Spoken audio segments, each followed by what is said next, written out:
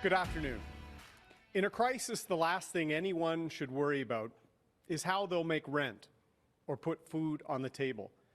When COVID-19 hit Canada, we saw massive gaps in the programs that were supposed to be there to support all Canadian workers. Many were left behind, especially gig economy workers. 1.7 million Canadians work in the gig economy. We're talking about everyone from truckers to graphic designers, from warehouse workers to delivery drivers, anyone working on a contract or an on-call basis.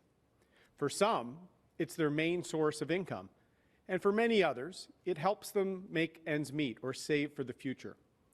But when the pandemic hit, the safety net that every other Canadian worker could count on in tough times, it wasn't there for these workers or their families. They don't qualify for employment insurance under the current rules. They don't have the insurable hours and contributions of a typical employee. Put simply, the federal government failed them. Quand la pandémie a frappé, le filet de sécurité dont les travailleurs à la demande ont besoin dans les moments difficiles n'était pas là pour eux et leurs familles. Avec les règles actuelles, les travailleurs à la demande n'ont pas droit à l'assurance emploi. Ils n'ont pas les heures assurables ou les cotisations des employés typiques. C'est simple, le gouvernement fédéral les laisse tomber. The system has to change. Canada's recovery plan will provide security for gig economy workers. We believe it's time for gig economy companies to give their workers the protection they need. Our plan will require companies with gig economy workers to make contributions equivalent to CPP and EI premiums into a new, portable employee savings account every time they pay their workers. Il est temps que les entreprises donnent aux travailleurs à la demande la protection dont ils ont besoin. Notre plan va exiger que les entreprises qui ont des travailleurs à la demande fassent des contributions équivalentes aux cotisations au régime de pension du Canada et à l'assurance emploi. Les entreprises vont le faire dans de nouveaux comptes d'épargne et chaque fois qu'elles paient leurs travailleurs. Funds in the employee savings account will grow tax-free and can be withdrawn by the worker when they need it. Gig economy workers shouldn't be left behind when a crisis hits. We will make sure the necessary support is there for Canada's gig economy workers, just as they are for any other Canadian worker. Only Canada's Conservatives have a plan to secure the future for all Canadian workers. On va agir pour que les travailleurs à la demande aient le soutien nécessaire, comme tous les autres travailleurs canadiens. Seuls les conservateurs du Canada ont un plan pour agir pour l'avenir des travailleurs canadiens. Avant de prendre des questions, je veux prendre quelques minutes pour m'adresser aux Québécois et aux Québécoises. Ce matin, le Premier ministre Legault a dévoilé les priorités du Québec pour la campagne fédérale. Je tiens à le remercier et l'assurer de ma collaboration pour atteindre ces priorités. Un gouvernement conservateur va mettre fin au paternalisme et aux intrusions de Justin Trudeau. Notre approche va être un fédéralisme de partenariat. C'est l'un des principaux engagements que j'ai fait dans mon contrat avec les Québécois et les Québécoises. Un gouvernement conservateur va augmenter les transferts en santé dans une manière stable, prévisible et sans condition, d'un minimum de 6 % par année. On va donner plus de pouvoir en immigration, donc en matière de réunification familiale. On va s'entendre pour un rapport d'impôt unique pour le Québec tout en conservant les emplois en région.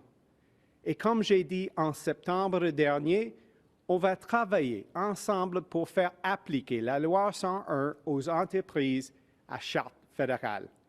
On va aussi encadrer le pouvoir fédéral de dépenser et on ne va pas intervenir dans les contestations juridiques de la loi sur la laïcité. En matière du logement et de l'environnement, un gouvernement conservateur va être ouvert à des nouvelles ententes pour mieux répondre aux ambitions du Québec. Finalement, on va être un partenaire pour développer et moderniser l'ensemble des infrastructures québécoises avec des programmes plus flexibles et on va financer le troisième lien Québec-Lévis à hauteur de 40%. Nous sommes le seul parti en faveur de ce projet. Nous, les conservateurs, sommes le seul parti qui peut remplacer Justin Trudeau. Les Québécois et les Québécoises méritent un gouvernement éthique et prêt d'agir sur leurs priorités. C'est ça, le fédéralisme de partenariat. Merci beaucoup. Thank you. I'm ready for your questions. We will now be taking questions. Allons maintenant prendre les questions. Bonjour Boris Proulx du Devoir. J'aimerais savoir, M. O'Toole, si vous ne comptez pas aller de l'avant avec le programme fédéral en garderie, allez-vous quand même maintenir l'entente de 6 milliards avec le Québec tel qu'a été signé par le gouvernement Trudeau? Avec notre plan, on va aider toutes les familles québécoises, toutes les familles canadiennes immédiatement et on va aider les familles à faible revenu, mais en même temps, on doit respecter les chambres des compétences des provinces, mais on a un programme prêt et ça serait mon approche. Respect pour les chambres des compétences, mais je vais agir pour les familles. Sans égard au reste de votre programme, seulement sur le 6 milliards pour l'entente avec le Québec sur les garderies, oui ou non, le Québec peut s'attendre à ce qu'un gouvernement O'Toole respecte cette entente?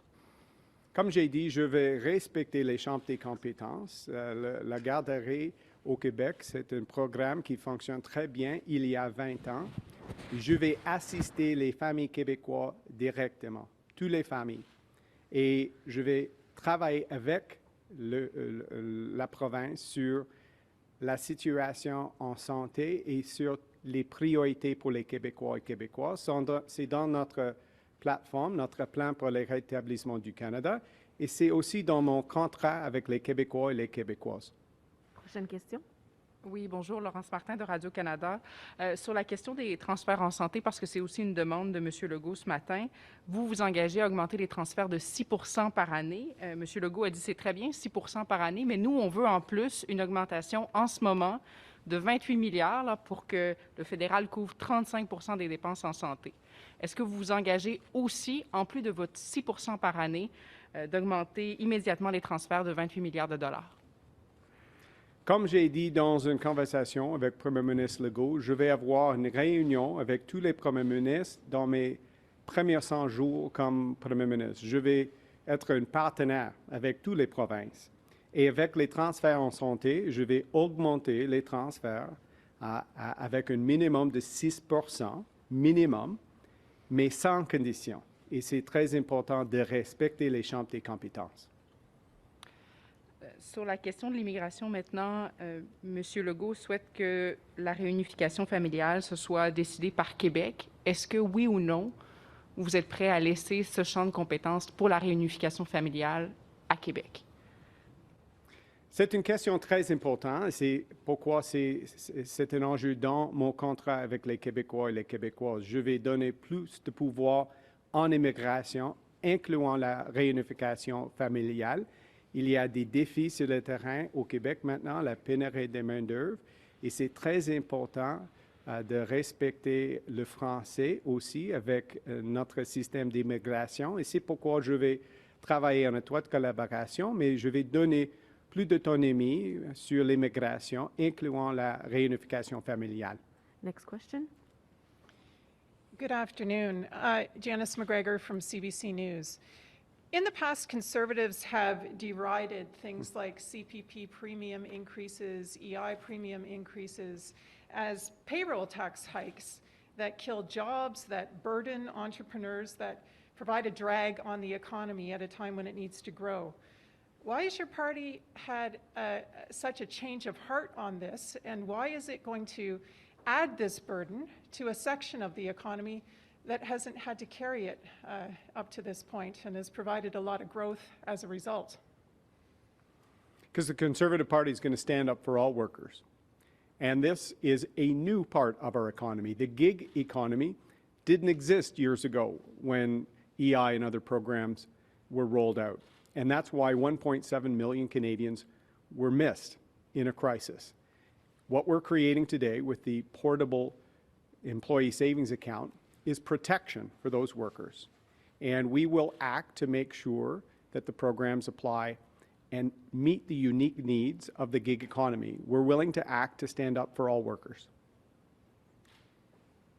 On the subject of this new employee savings account scheme, if I understand you correctly, this is a new kind of aspect of bureaucracy that you're piling on to an employment insurance system that's already been derided as extremely complicated and ineffective. I'm wondering why the Conservative government would take the approach of adding more complications and aspects to EI instead of coming out for Canadians with a comprehensive vision for meaningful EI reform, which people have been asking for a very long time. This is an innovative new benefit for an innovative new part of our economy, the gig economy. Those workers are left out completely now with this new employee savings account that is portable. It gives them the flexibility to make payments to CPP themselves, gives them flexibility to have an account if there's a crisis, if there's a prolonged economic recession. We need to meet the needs of the new economy and make sure we stand up for all working Canadians. That's what Canada's recovery plan is all about. Getting people back to work, securing jobs and opportunity in all parts of our economy, all parts of our country, including the gig economy. Next question. Mr. O'Toole, Michael Couture with Global National. With the climate summit in Glasgow just 2 months away, governments are being called upon to adopt more ambitious climate targets if there's going to be any hope of keeping global temperature increases to 1.5 degrees. Critics of the Conservative plan say it's overly complicated and more restrictive than Liberals' carbon tax, and it won't go far enough to reduce emissions to avoid that 1.5 degrees Celsius increase. How do you respond to that? I'll respond with our plan. We put our plan out for climate change in April because we wanted to show Canadians that Conservatives have a plan to meet our Paris targets, to get our emissions down, but to get people back to work. Canada's recovery plan is about securing jobs, securing our economy, and securing our environment. This is an issue that's important to me, as I've said, not just as a politician, but as a parent. So we worked hard to have a plan that will meet our Paris reduction targets, but get people back to work. And that's what our country needs. If we don't have a strong economy, we can't tackle challenges like climate change and the other challenges facing our country. In the same vein, I just want to follow up with the International Energy Agency is calling for no more oil and gas infrastructure to be built. Construction of TMX pipeline extension is now underway. Will you commit to stopping TMX, and what about other future pipelines? Would you commit to not building any future pipelines? We need to get our economy back on track. People working, including in Western Canada, including in energy and natural resources, and Canadian resources are the world leaders in environmental stewardship. There are many net zero by 2050 plans in Canada's resource sector. We have highest standards of human rights, transparency, Indigenous partnership and participation. We should be proud of what we do in Canada. We can get our emissions down while we also get people back to work. That's exactly what Canada's recovery plan is all about, and it's why I'm inviting Canadians, check out our plan. Our country needs a plan, it needs leadership. Next question. Good afternoon, Mr. O'Toole. Stephanie Taylor with the Canadian Press. Canada has already submitted its higher targets for greenhouse gas reductions by 2030. We're now looking, or the goal is 40 to 45%. If you become Prime Minister, are you committed to meeting that goal? As I've said, we launched our climate change plan in April. It's an ambitious and innovative plan that will meet our Paris targets, but get people back to work, get our economy moving forward again.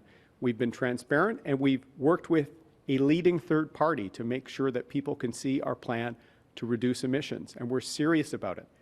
But Mr. Trudeau, this is another example, has never made a target as Prime Minister. Never. He's never made a deficit target. He hasn't made his target on safe drinking water.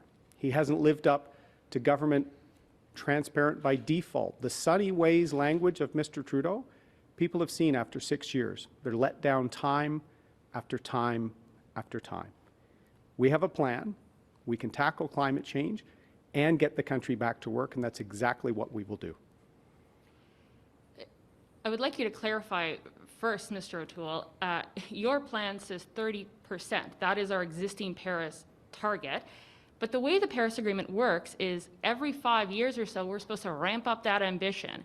So are you committed that if you become Prime Minister, you will meet Canada's new target of between 40 to 45% or your existing 30%? We will meet Canada's Paris targets. And it's time to be honest with Canadians. We need a real plan to meet those targets. And that is exactly what I launched in April. Mr. Trudeau says one thing and does nothing, not just on climate change, literally on every subject. We've put forward in Canada's recovery plan an ambitious set of environmental commitments that are important, but it's equally important to get this country back to work, to get people working. If we don't have a strong economy, which is happening under Mr. Trudeau, runaway inflation, a cost of living crisis, jobs and investment leaving our country, if we don't unite our country, get it working again, we can't tackle climate change and have the ambition that Canada wants to have to meet those Paris targets. So we will meet our targets and we'll get this country back to work. Next question. Kevin Gallagher, CTV National News. I'd like to ask you a question about Afghanistan, sir. We've heard you criticize Justin Trudeau on this, but you've also said that you would show leadership, but at the same time allow the Army to make its operational decisions. But there are certain decisions that, as Prime Minister, you would need to make for our troops on the ground. You've criticized Mr. Trudeau, but I really do think that Canadians need to hear what you would make in terms of decisions for operational measures in Afghanistan that could put troops in danger. Could you please let us know what your plan would be in this scenario right now? Well, Kevin, like all Canadians this morning, watching explosions, watching death and destruction in Afghanistan is heartbreaking. Women and girls will once again be subjected to a brutal Taliban regime. There's no rule of law, no respect for rights. It's a travesty. And that's why literally for months, and in some cases for years, we've been pushing the government to act. Get people out that are at risk, work with our allies to help people that are at risk or displaced. We need to act as a country to respond alongside our allies and to stand up for people that are at risk. Mr. Trudeau has wasted months with inaction and has now put us into an election when the situation has been in chaos. It's heartbreaking, and that's another reason why we need leadership, why we need a government that will be ready to represent our interests at home and abroad. La situation sur le terrain en Afghanistan est très, très triste. Mes pensées sont avec les femmes et les filles là-bas. C'est une situation horrible. Et malheureusement, M. Trudeau a manqué l'opportunité d'agir sur la situation et d'agir sur les réfugiés en danger à cause de leur appui pour notre pays. Je vais agir comme Premier ministre. Et il y a 6 mois, j'ai proposé un plan d'action pour le Premier ministre, mais malheureusement, comme d'habitude, il était lent. Et maintenant, nous sommes en pleine élection à cause de M. Trudeau. But we've been hearing the same answer from you for days, sir. What are the specific actions that you would take? Would you extend Canada's mission on the ground past August 31st? Would you do actions similar to the French troops that went outside of the protected zone from the airport to find people on the ground in Taliban-controlled zones of Kabul? What other actions would you take as Prime Minister? And please be specific. As I've said, the situation is heartbreaking, and that's why we need action. That's why last month I wrote the Prime Minister directly on this. We were calling for action to get people out, to work with our allies. We've been demanding this for months, and in some cases, years. The Trudeau government has failed to act, and they have abandoned people on the ground in Afghanistan. That's not Canada's way. That's not the Canada of Vimy Ridge and Juno Beach. That's not the Canada that fought apartheid. That's not the Canada that's always been a player alongside our allies and alongside our values. I will act. And we would have gotten people out before the chaos erupted. But like most issues, Mr. Trudeau is late, no leadership, and Canadians deserve a government that will be ahead of challenges, and that's what Canada's Conservatives will offer. Next question. Good afternoon, Marika Walsh with the Globe and Mail. Following on Afghanistan, yesterday you said if you were Prime Minister, you would still find a way to get everybody who worked with Canada's missions out. How would you do that? As I've said, watching the situation on the ground, including today, suicide bombings, some of our allies have soldiers that are injured. It's a horrific circumstance. Mr. O'Toole, that's why for voters 6 don't want months, to hear about horrific that window circumstances. They to want to know act, what your plan would be. that window to act for 6 months was missed by Mr. Trudeau. I wrote him a month ago to act. We've been asking for several years to try and get people that were at risk because of their help for Canada. And as Prime Minister, I will act. I will stand up for our interests at home and help get the country back on its feet after COVID-19. And I think the world would like to see a serious and responsible Canada back on the world stage. What is the point of touting your work in the forces if that history in the forces gives you no ideas now for what to do? That's a great question, because it really was military families and veterans that I've worked with for many months, and in some cases years, to try and help people that were left behind, translators, for example. It was that military network, nonprofit groups that were saying our people on the ground there are at risk. And when Mr. Biden announced a pullout date, we knew that there was a short timeline to act, and Mr. Trudeau did not act, even though many people were calling for action. Canadians deserve a government that will act, a government that will lead. The situation on the ground is horrible to watch, and Canadians need to know that a Conservative government will always stand up for our interests here at home and around the world alongside our allies. Next question. Next question, please. Andrew Lawton, True North. Monday will mark 3 months since Justin Trudeau had ordered the flags at Government of Canada buildings nationwide to be lowered to half-mast after the announcement of unmarked graves at the Kamloops Residential School. If you were Prime Minister, would those flags be down or upright now? And more broadly, what do you think of this idea of an indefinite period of mourning, which is what we have now with these flags at half-mast, in the government's words, until further notice? After the terrible situation of the discovery at the former residential school site in Kamloops, I offered bipartisan support for the Prime Minister to move immediately on Truth and Reconciliation calls to action 71 to 76 that deal directly with former residential school sites and missing children. We as Canadians owe it to the families and to First Nations to provide a path to healing. It's not a time to tear down Canada. It's a time to recommit to build it to be the country we know it can be. And reconciliation is very important and should be important to all Canadians. I think to recommit to Canada, you have to be proud of Canada. You can't cancel the one day a year that you commit to your country. You need to use that day to recommit to the path of reconciliation. So I've been talking to Indigenous leaders since I became opposition leader. Reconciliation will be important for me, as will be pride in Canada, building it up, making it more opportunity for more people, including Indigenous peoples. That will be my priority, and I do think we should be proud to put our flag back up. This will be the last follow-up question. Your platform calls for the establishment of a permanent task force to address foreign interference in Canada's elections. You say in the platform that Justin Trudeau's efforts to safeguard against this ended after the 2019 election. Do you think that this election is at risk of foreign interference, and if so, how? I do think there's risks of foreign interference, particularly with what we've seen happen in other democracies, allies of Canada. We've seen interference from bad actors, and I feel that Mr. Trudeau hasn't been doing enough in this situation. it's also a horrific situation for Chinese Canadians who've been subject to unfair anti-Asian intolerance and hate.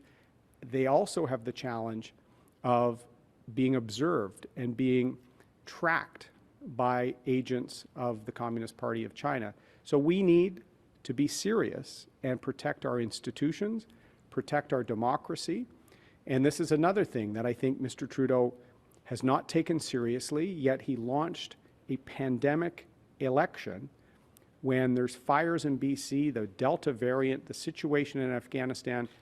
He's putting his own interests ahead of the national interests. And that's one of the reasons why I think our country deserves change. It will be all for today. Ce sera tout pour aujourd'hui. Merci. Thank you. Merci beaucoup. Thank you.